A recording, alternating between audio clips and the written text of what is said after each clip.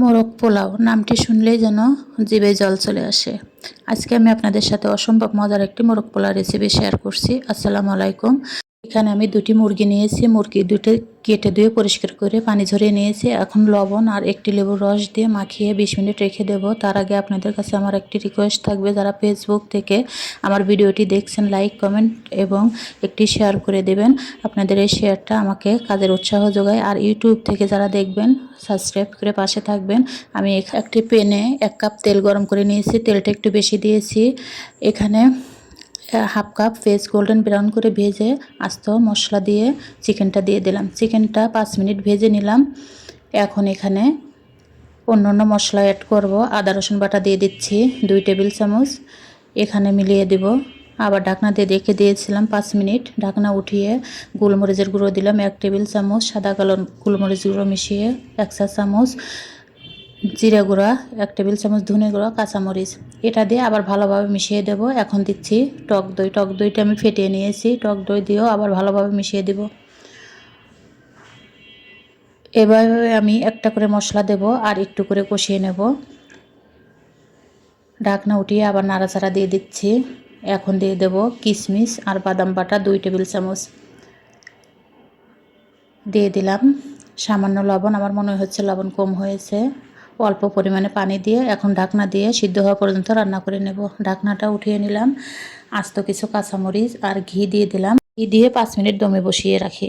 এরপরে ঢাকনা উঠিয়ে পেঁয়াজের বেরেস্তা দিয়ে নামিয়ে নেব। এদিকে আমি গরম পানি বসিয়েছি। এখানে এলাচ, তেজপাতা, দারচিনি, আদা রসুন বাটা দিয়ে দিলাম। দিয়ে দেবো সামান্য পরিমাণে তেল। ওদিকে আমি তেল বেশি দিয়েছি। এখানে অল্প পরিমাণে তেল দিয়ে ঢাকনা দিয়ে ঢেকে দিলাম।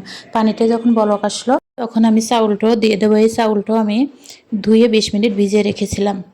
চাউলটা ভেজে নিলাম না, এমনিতেই খুব সুন্দর ঝরঝরে পোলাও হবে। এখানে দিয়ে দিচ্ছি বাদাম বাটা 1 টেবিল চামচ। লবণ দিয়ে দিলাম। একটা লেবুর রস দিয়ে দিলাম। লেবুর রসটা দিলে রাইসটা একদম ঝরঝরা হবে। দিয়ে দিচ্ছি কিছু কিশমিশ। এখন ঢাকনা দিয়ে ঢেকে দেব। নাড়াচাড়া দিয়ে দিচ্ছি। এখন দিয়ে দেব গুঁড়ো দুধ। 2 টেবিল চামচ গুঁড়ো দুধ দিয়ে খুব সুন্দর করে মিশিয়ে দেব।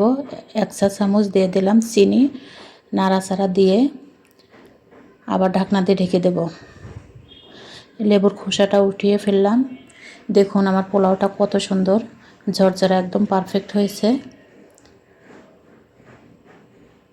এখন আমি উপর থেকে কিছু চাউল উঠিয়ে নেব।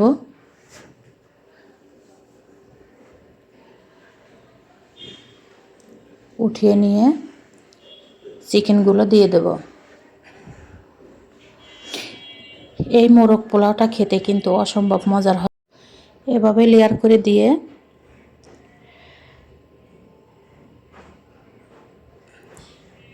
তারপরে আবার উপর দিয়ে আমি কিছু রাইস দেব। দিয়ে দিলাম। রাইস দেওয়ার আগে দিয়ে দিচ্ছে আবার কিছু কিশমিশ, বেরেস্তা এবং ঘি। এখন উপর দিয়ে আবার রাইসগুলো দিয়ে দেব।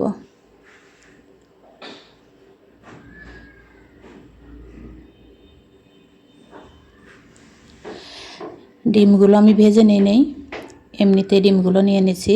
ডিমগুলো দিয়ে উপর দিয়ে কিছু কাঁচামরিচ দিয়ে দেব। দিয়ে দিচ্ছি কিশমিশ আর অল্প পরিমাণে ফুড কালার।